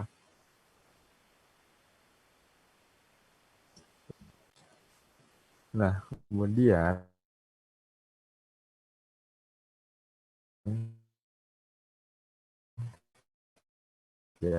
ya, itu kita kan pakai yang namanya data tables. Nah, sebenarnya ketika kita lihat data tables itu banyak hal yang bisa kita pelajari dari situ. Banyak hal yang bisa kita arahkan dari si data table ini. Nah, rata-rata orang kan kalau misalkan dia nge-get data atau nge-read data itu pasti di output kan kebanyakan dalam bentuk table nanti. Kita biasanya untuk read data itu kebanyakan pakai bentuknya adalah konsep table. Untuk apa ya? Untuk mempermudah dalam pencarian, kemudian menampilkannya itu rapi gitu. Nah, orang kan kebanyakan sekarang udah pakai table tuh buat nge-get datanya atau ngambil data dari database. Keluar tuh yang namanya library data tables. Nah, library data tables itu yang tadi kalian pakai. Kalau di SB admin itu udah jadi bawaan ya. Jadi udah kayak di-include CSS-nya, JavaScript-nya di dalam website-nya. Cuman kalau kalian mau bikin sendiri itu bisa juga. Jadi dia tuh nggak nempel sama SB admin tuh nggak. Kalian bisa cek di datatables.net ini. Saya sering pakai kalau misalkan untuk table-table gitu ya, untuk nge-get data. Karena memang ini sangat membantu. Jadi kita ngirit ngoding lah istilahnya. Kenapa kita ngirit ngoding? Yang pertama tuh pakainya simple banget, cuma 3 cara kayak gini. Masukin filenya, ini dari CDN ya, dari internet gitu, pakai link. Kemudian dipanggil function-nya, function buat data table-nya. Terus tinggal kita customize sesuka kita sendiri, mau dibikin apa, warna apa, atau gimana gitu. Bisa. Nah, secara default dia akan seperti ini. Nah, hal yang sebenarnya menarik di data table adalah dia itu ketika kita lihat ya di sini kan ada lembar testingnya tuh. Nah, misalkan di sini saya mau cari kayak namanya dari Z gitu. Nah, kemudian saya cari namanya dari F. Seperti yang kalian lihat, dia itu hampir nggak loading sama sekali. Jadi dia nggak ada reloading atau bahkan without, tanpa reloading lah intinya. Jadi kok bisa gitu tuh kenapa itu? Nah itu perlu kayak kita pelajari ya biar nanti kalau misalkan ada hal-hal seperti itu nggak bertanya-tanya itu kok gini sih, kok wocak sih, kok nggak reloading padahal kan datanya kan nyari juga gitu. Nah inilah yang dinamakan banyaknya fitur-fitur dari JavaScript.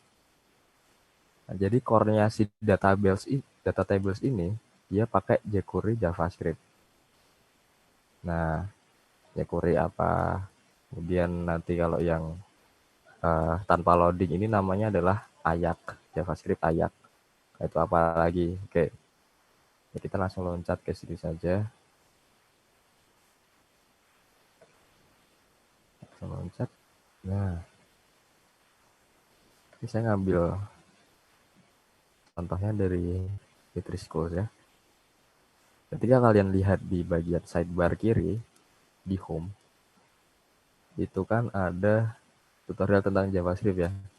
Nah, JavaScript sendiri itu banyak gitu loh, banyak banget tipenya dan banyak banget fungsinya. Beda sama programan lain yang cuma satu link gitu. Nah, sedangkan JavaScript sendiri banyak. Oke, sini saya akan ngasih tahu kalian kalau yang memang belum pernah diajarkan dulu di desain web, di web design seperti itu. Nah, ini saya kasih arahannya supaya nanti kalian bisa mempelajari tentang fundamental JavaScript. Nah, jadi kenapa JavaScript itu penting dipelajari? Ya, JavaScript itu nggak cuman kita formalitas aja buat pelajari kayak ya karena tugas kampus, karena apa, enggak. Tapi lebih dari itu. Kenapa lebih dari itu? Dia sendiri sudah nggak tahu lah ini siapa nih yang bilang begini. Itu memang benar, JavaScript itu the most popular programming language. Jadi dia adalah programming language yang populer, benar-benar banyak orang pakai gitu. Banyak orang pakai di segala device, di segala platform, pakainya JavaScript. Cuman kita tinggal pemahaman JavaScript satu aja, ini ya, di sini nih, pemahaman tentang variabel, kemudian kayak operator dan lain sebagainya, itu kita udah bisa bikin berbagai aplikasi menggunakan JavaScript. Nah, contohnya itu apa? JavaScript sendiri, JavaScript sendiri ya, itu kalau misalkan kalian belajar di JavaScript ya, kemudian kalian lihat-lihat JavaScript itu bisa ngapain aja. Nah, JavaScript itu dia bisa nge-development di berbagai device. Diingatkan lagi, di berbagai device, seluruh device pakai pemrograman JavaScript. Nah, itu kan luar biasa. Misalkan kalau kita pakai Algo, Data Science, itu khususnya Python, kemudian nanti ada website itu khusus PHP. Nah, kan bahasa pemrograman itu ada pengkhususan kayak gitu-gitu ya. Dan cuman JavaScript itu istimewanya dia semuanya ada gitu. Nah, itu yang bikin developer tuh banyak pakai JavaScript juga. Jadi kan selama ini paradigma lama kita JavaScript itu cuman ngatur untuk animasinya aja, untuk library yang kayak gitu, client side. Cuman sekarang itu udah merambah dari beberapa tahun lalu udah merambah ke server side. Jadi sama halnya kayak PHP buat logika. Nah, itu namanya apa? Namanya adalah Node.js. Dia adalah kembangan dari JavaScript. Jadi dia bisa run di server side ya ini. Framework-nya pun ada juga di Node.js. Sama kayak PHP. Kemudian kalau ini kan web. Kalau ini kan web tuh. Kemudian ada lagi misalkan yang mobile itu pakai React Native gitu ya. React Native ini mobile HP pakai JavaScript juga ngembanginnya. Kemudian ada lagi namanya Electron itu untuk aplikasi desktop yang terinstall di komputer gitu, biasanya yang install di offline gitu. Ini pakai JavaScript juga. Dan semuanya ini populer. Visual Code ini yang kita pakai Visual Code ini bangunnya pakai Electron. Nah, memang benar-benar powerful ketika kita belajar ini. Tinggal kita belajar sekali, bisa kita fungsikan kemana-mana. Gitu. Jadi kalian belajar JavaScript itu nggak ada ruginya sama sekali, malah banyak untungnya. Nggak cuma itu sebenarnya. Sekarang pun front end framework kayak kalau ada yang pernah dengar VJS, teman-temannya ada React, Angular. Nah itu kan untuk ini ya, untuk intinya untuk bagian client side lah, buat ngatur tampilan gitu, framework buat front end. Itu semuanya pakai JavaScript semua. Jadi makanya kok dewa banget nih pembaca program, bisa dipakai di mana-mana. Gitu. Jadi apa? Kita hukumnya wajib kalau belajar JavaScript sebenarnya. Kalau memang di perkuliahan tidak ada, ya kalian belajar sendiri. Tutorial kan banyak. Lagi pula juga untuk kebutuhan kalian sendiri. Oke, kemudian ya ketika kalian udah belajar fundamentalnya, terus masuk ke sebentar. Yang tadi udah kita bahas itu tentang jQuery. Nah, jadi jQuery itu bukan kayak terpisah dari JavaScript ya. Bukan. jQuery itu dia termasuk bagian dari JavaScript. jQuery termasuk bagian dari JavaScript. Jadi sebenarnya apa jQuery? Ya, seperti yang udah dijelaskan, dia itu didesain untuk nge-handle semacam manipulation data, event handling itu kayak aksi yang mau kita tangani itu seperti apa.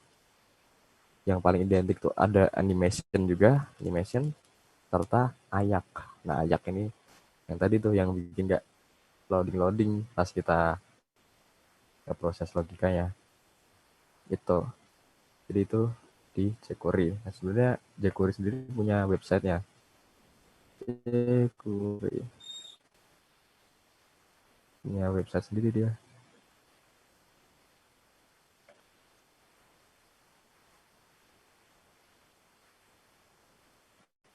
Kebanyakan library yang data table, ada lagi banyak loh. Biasanya pakai jQuery untuk membantu develop aplikasi pihak ketiga yang mereka buat gitu. Nah, jQuery ya. Kemudian nih di dalamnya kan ada ayak ya. Fitur yang benar-benar mencolok nih ayak nih.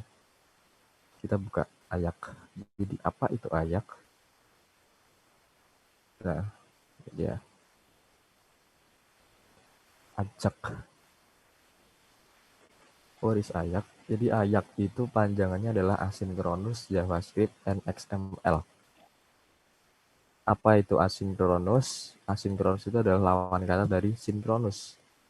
Dia asin, jadi kalau sinkronus itu tersinkron, kalau asinkronus itu nggak tersinkron. Nah ini bahasa-bahasa yang sebenarnya bakal kalian temuin di pemrograman lainnya juga. Asinkronus. Nah kenapa asinkronus? Asinkronus ini maksudnya artinya adalah dia pemanggilannya itu nggak terstruktur, call-nya itu bisa nggak terstruktur. Jadi kan kalau misalkan kita bikin website itu kayak di load CSS-nya dulu, kemudian JavaScript-nya di bawah, intinya kontennya dulu, baru animasi dulu. Sedangkan beda dengan ayak itu dia kayak punya jalur sendiri gitu loh. Jadi nggak tersinkron dengan main atau master programnya, dia punya jalur sendiri yang ya udah loadingnya bareng-bareng, kayak punya 2 meaning gitu. Sederhananya kayak gitu. Dan yang perlu diingat adalah Ajax itu bukan programming language. Dia kan udah jelas tadi, dia include dari JavaScript. Gitu ya. Kalau kalian lihat tutorial Ajax, tutorial apa, nah dia itu bukan programming language. Dia buat bantu aja sebenarnya si JavaScript ini. Nah itu ya, pokoknya yang paling penting kalian ingat adalah dia gunanya untuk request data dari web server dengan metode without loading to page, tanpa reload. Itu spesialitinya dia. Nah, jadi dari banyaknya teknologi yang kita pakai, itu sebenarnya kita punya pilihan yang banyak untuk memilih yang mana. Memilih yang paling mature, atau pengembangannya itu udah benar-benar terpercaya, atau mau yang lagi hype, itu terserah kalian. Jadi banyaknya pilihan itu justru digunakan untuk membantu kita. Kita punya banyak pilihan, banyak cara untuk menuju goals-nya. Jadi jangan sampai banyak teknologi itu malah jadi makin bingungin kalian. Nggak harus dipelajarin semuanya. Masterin satu aja, dan mana yang sekiranya memang hal itu banyak dibutuhin di dunia per-IT-an lah istilahnya. Ya, kalau JavaScript saya udah nggak ngomong lagi. Kalian tadi udah tak bilangin kan, dia bisa di device manapun, bisa buat ngapain aja. Dan memang pertama hype, kemudian yang kedua memang udah mature gitu, banyak yang ngedevelop, meneliti, banyak banget yang pakai. Kalian bisa nilai sendiri ya yang JavaScript ini. Oke, gitu ya. Mau nanya Mas, Iya silakan. berarti kan CSS ini sama JavaScript sebenarnya 11-12 untuk memperindah desain HTML gitu ya Mas? Untuk membuat ya. Nah itu untuk penulisan JavaScript itu dia nyatu sama HTML atau memang beda sendiri gitu? Contoh kayak CSS kan bisa bisa digabung kayak HTML, tapi dia pakai link online gitu. Nah sedangkan JavaScript itu kan dia buat file sendiri, scriptnya tersendiri gitu, atau gimana? Maksudnya inline gitu ya? CSS Ya. bisa inline, bisa eksternal. Kalau gitu. Kalau kita pakai JavaScript sebenarnya juga sama aja Mas, bisa eksternal, bisa juga di internal, ditaruh di dalam sini. Nah, misalkan mana ya? Bentar. Berarti dia untuk membacanya harus memang kayak CSS gitu, harus satu folder juga gitu ya? Sama aja kok konsepnya kayak CSS. Bisa di-linkin gitu kan, bisa di-linkin kayak link, ya Masnya juga pasti tahu link kayak gini nih. Atau kita bisa ngoding di dalam sini. Kayak misalkan script, ini kan pakai script gini dulu ya kalau mau ngoding JavaScript. Tag pembuka dan tag penutupnya. Nah, di dalam sini misalkan tadi kita mau pakai yang bagian data tablesnya, call di single function. Nah, ini udah function JavaScript nih, query. Kita bisa taruh di sini, nggak harus bikin file baru. Pun ini tinggal kita panggil di bagian tabelnya.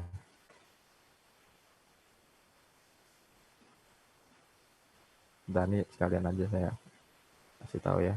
Jadi kenapa tadi kok bisa gabung sama data tables itu gimana ya? Dan bisa copy. Cara makanya itu gini. Kalau kalian udah bikin satu link jQuery kan, satu link jQuery, pokoknya download jQuery-nya lah. Kemudian kalian bisa taruh itu di bagian bawah-bawah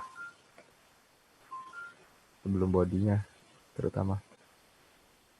Atau mau di bawahnya juga apa. Nah dari sini ya, itu kita punya rujukan. Jadi mana yang mau di data tablein, ini misalkan kita ganti namanya adalah data. Nah makanya itu sederhana, cari aja tabelnya, table kelas bla bla bla. Ini kalau kalian bikin dari nol ya, table kelas kita udah bikin table, tinggal dipasang ID jQuery-nya tadi. Tadi namanya apa? Udah dipakai aja. Tadi ID. Seperti itu. ID-nya dari mana? ID-nya pakai yang ini. Udah gini doang. Gini doang. Table kita udah terintegrasi dengan si data tables-nya. Jadi kita udah langsung punya banyak kayak gini nih, searching, pagination, bla bla bla. So entries-nya mau dibikin 25, mau dibikin berapa, bebas. Kalau kita bikin satu-satu ini sebenarnya pakai PHP bisa. Pakai PHP bisa. Cuman lama. Jadi kalian cari aja yang paling efektif. Gitu ya, Mas Dinar tadi ya.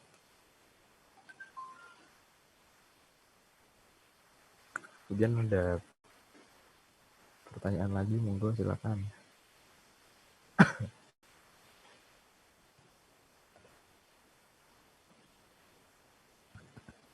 Gak ada?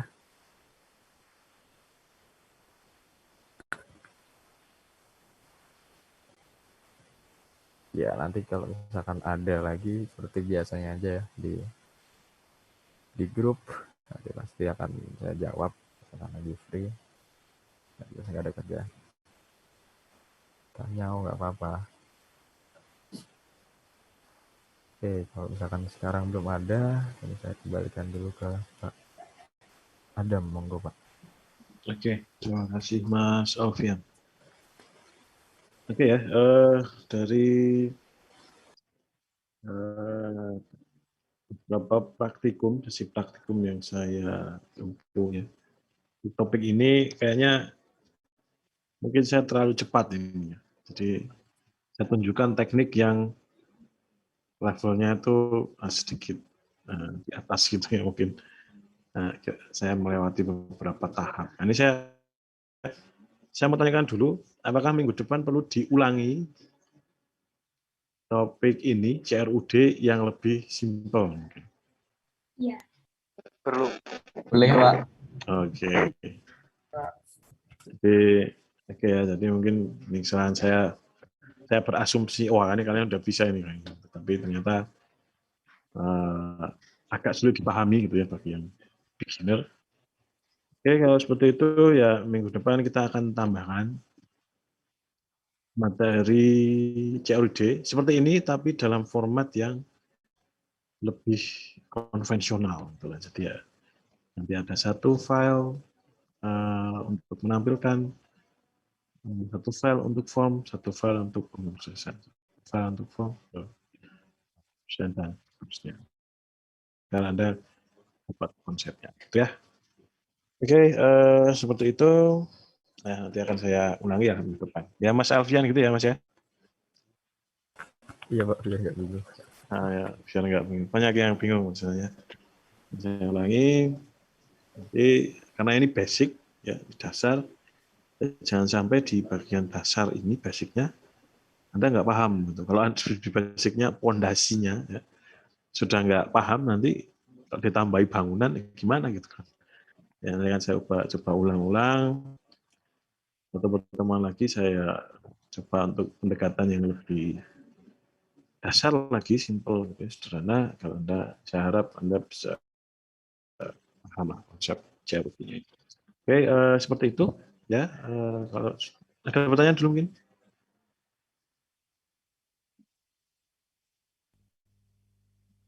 Belum ada? Belum kayaknya, Pak. Nggak ada, Pak. Oke. Kalau belum ada, ya saya cukupkan pertemuan hari ini. Nanti akan ada tugas, silakan Anda tunggu saja di Classroom ya, silakan Anda kerjakan dengan waktunya mungkin sekitar 3-4 hari. Cepat. Dan Saya yang buat update delete tuh, Pak. iya, update delete, tapi metodenya monggo, tidak harus ikut saya gitu ya. Yang penting berfungsi update delete gitu ya. Oh. Ya, itu tugasnya itu nanti akan saya share. Kemudian ya itu minggu depan akan saya ulangi gitu ya. Dengan cara yang lebih simpel. Itu ya. Oke, kalau sudah tidak ada pertanyaan, saya cukupkan pertemuan hari ini. Mohon maaf bila banyak kesalahan dan kekurangan saya dalam penyampaian. Saya akhiri, bila itu hidayah. Wassalamualaikum warahmatullahi wabarakatuh. Waalaikumsalam. Waalaikumsalam.